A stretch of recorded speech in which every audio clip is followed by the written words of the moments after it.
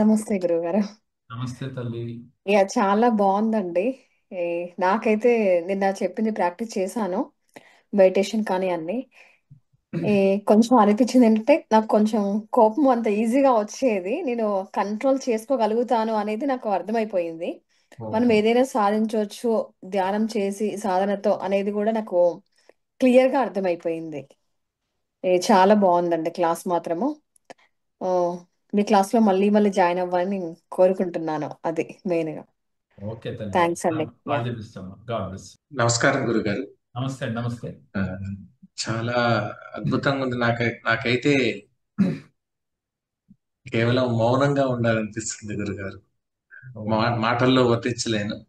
మంచి స్థితిలోకి వచ్చారు మీరు. మౌనమే కొన్నిసార్లు మనకి ధ్యానంతో సమానం. అలాంటి స్థితి రావాలి అంటే కొంత ప్రయత్నం చేస్తేనే వస్తుంది. మానవ ప్రయత్నం ఎప్పుడూ ఉండాలి ప్రతిదానికి. భగవంతుడు మన దగ్గరకు వచ్చి ఏ వరాలు ఇవ్వాలన్నా మానవ ప్రయత్నం ఉండాల్సిందే. మీకు ఆ స్థితి రావడానికి మీ ప్రయత్నంలో ఇప్పటి వరకు భగవంతుడు అన్వేషణలో మీరు ఉన్నారు కాబట్టి మీకు అలాంటి స్థితి కలిగిందని నేను భావిస్తా ఉన్నాను. ఆల్ ది బెస్ట్ అండి. ఈ క్లాస్ మీద ఇవాళ క్లాస్ మీద మీ అభిప్రాయం ఒక చిన్న మాటలో చెప్పండి. ఇది ఒక సీడ్ అంటారు గురుగారు, అంటే ఒక బీజం లాంటిది. దీ ఈ ఫలితము ఎవరికి అర్థమవుతుందో కాదో తెలియదు, కానీ ఇది చాలా దీని రిపుల్స్, అంటే దీని ఎఫెక్ట్ జీవితం మీద చాలా ఉంటుంది. అది ఎవరైతే మనసు పెట్టి చేశారో వాళ్ళకి అద్భుతమైన రిజల్ట్స్ వస్తాయని నా భావన గురుగారు. ఆల్ ది బెస్ట్ అండి. God bless. సార్, ఫస్ట్ రోజుకి సెకండ్ రోజుకి బాగా డిఫరెంట్ ఉంది. ఈ రోజు ఇంకా బాగా వచ్చింది సార్ మీరు పాజిటివ్ కెమెరా గా. కనపట్లేదు. మీరు పూర్తిగా కెమెరా ఫ్రంట్ పెట్టుకుని రైట్ చెప్పండి. ఫస్ట్ రోజుకి సెకండ్ రోజు అంతర్ముఖం ద్వారా మన కోపం గాని ఫస్ట్ బ్లాక్ ఉంది, తర్వాత ఏమో మీరు చెప్పినట్టు లోపల ఏదో సౌండ్స్ అట్లా బాగా అనిపించింది. తర్వాత నాకు అర్థమైంది ఏంటంటే, మనకి ఏదైనా కోపం గాని ఏదైనా వచ్చినప్పుడు ఆ విధంగా చేస్తే నాకు కొన్ని కంట్రోల్ చేసుకోగలిగాను సార్. ఓ. మీరు బాగా వచ్చింది సార్ అది. ఇది మాత్రం ఇవాళ క్లాస్ మీకు ఏమనిపించింది? ఈ క్లాస్ అయితే ఇంకా చెప్పే పని లేదు.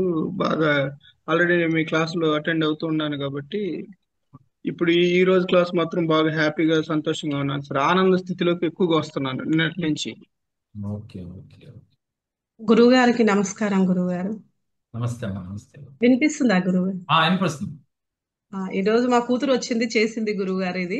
అవునమ్మా. ఆ, మీ పాద పద్మాలకు నమస్కారాలు గురువుగారు. చాలా హ్యాపీగా ఉంది గురువుగారు. నాకు ఫస్ట్ రోజు గ్యాస్ ట్రబుల్ ఉండింది బాగా. నాకు తెలియకుండానే ఏదోలే చేస్తున్నా అన్నట్లా చేసిన ఫస్ట్ రోజు నేను. అదంతా పోయి తేలిగ్గా అయింది. యాక్చువల్‌గా కర్నూలు వెళ్ళి చూయించుకొని వచ్చి అసలు నేను ఎంత సఫరింగ్‌గా ఉన్నానో అదంతా పోయింది గురువుగారు. ఇదొక మిరాకిల్. నిజంగా గురువుగారు చాలా హ్యాపీగా ఉంది. ఇంకా ఈ రోజైతే ఇంకా చెప్పొద్దు గురువుగారు. బయటికి రాలేకపోతున్నా దాని నుంచి, నేను ధ్యానంలో నుంచి.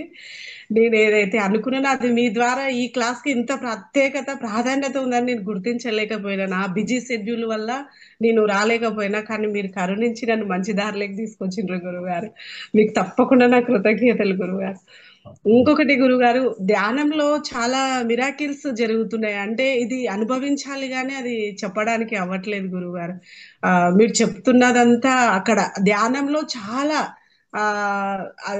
షట్చక్రాలు ఓపెనింగ్ సహస్రారంకి వెళ్ళేసరికి చాలా, అంటే ఒక దేవకన్య రావడం చూశాను గురువు గారు. అది నా జీవితంలో శాశ్వతంగా ఉండిపోయే జ్ఞాపకం అయిపోతుంది లైఫ్ లో ఖచ్చితంగా. ఒక దేవకన్య వచ్చి డ్యాన్స్ ఒకే నిమిషమే నాకు మళ్ళీ కనిపించలే గురువు గారు. అద్భుత ఆనందం అది. కంటిన్యూ అవుతుందమ్మా. మీరు ప్రాక్టీస్ చేస్తే కంటిన్యూ అవుతుంది. ఆ, చాలా హ్యాపీగా ఉంది గురువు ఎన్నాళ్ళ గారు. నుంచి మీరు నాతో నడుస్తా ఉన్నారమ్మా?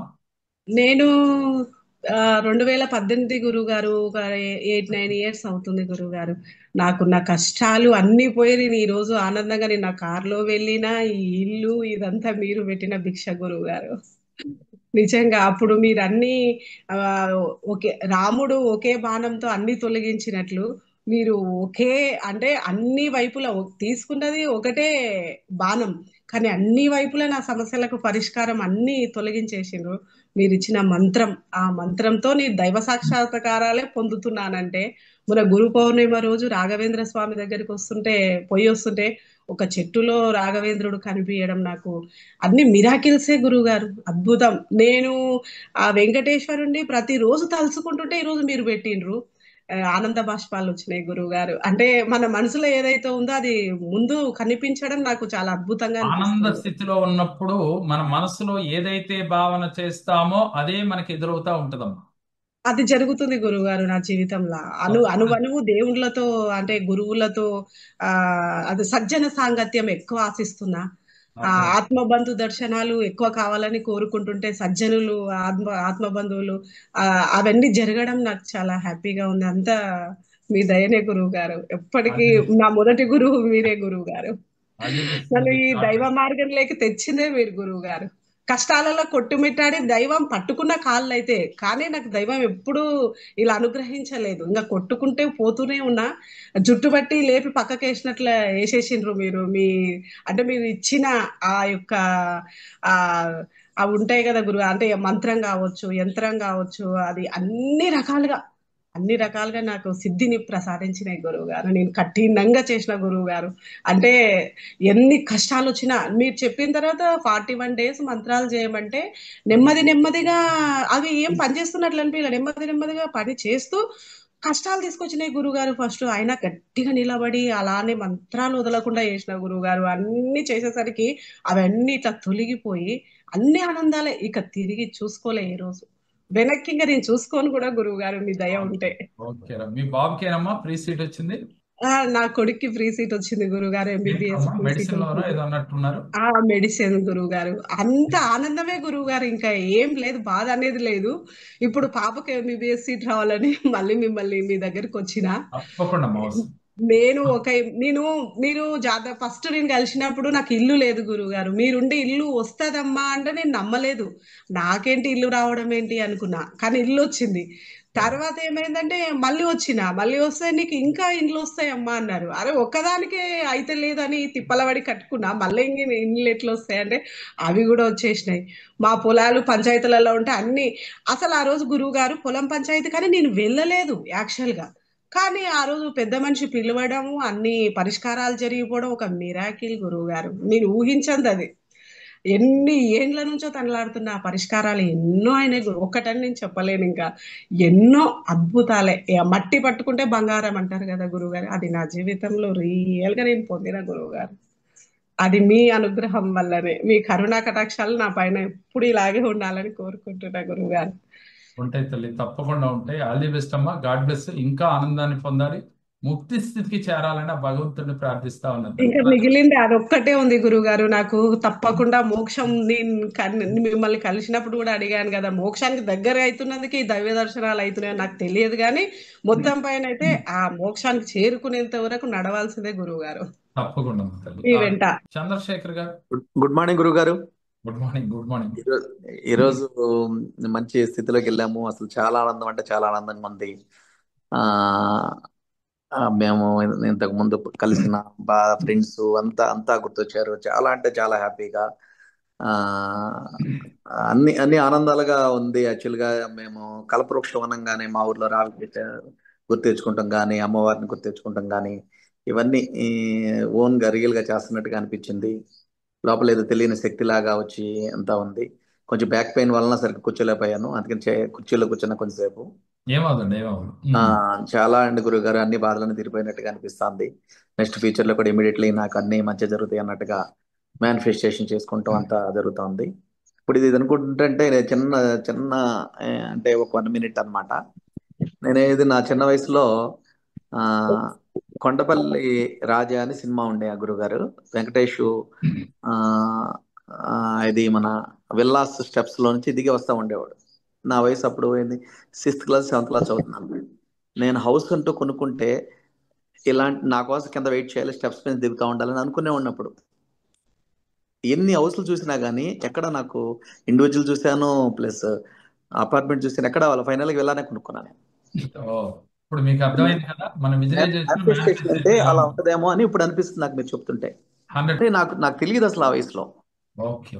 ఎన్నో ప్రయత్నాలు తెలియకుండానే మీరు మేనిఫెస్ట్ చేశారు. ఆ చేశాను. మేనిఫెస్టేషన్ అనేది మిమ్మల్ని అదే రూట్ లో తీసుకెళ్ళింది, అది మీకు వచ్చేట్టు చేసింది. ఎస్ దేవుడి దయ వల్ల అన్ని బాగా అన్ని అనుకున్నట్టుగా నేను మేనిఫెస్టేషన్ ఏదైతే చేశానో మా వైఫ్ విషయంలో కూడా నా చిన్నప్పుడు సెకండ్ క్లాస్ నోహ వచ్చినప్పటి నుంచి ఆమెనే చేసుకుందాం అనుకునేవాడిని.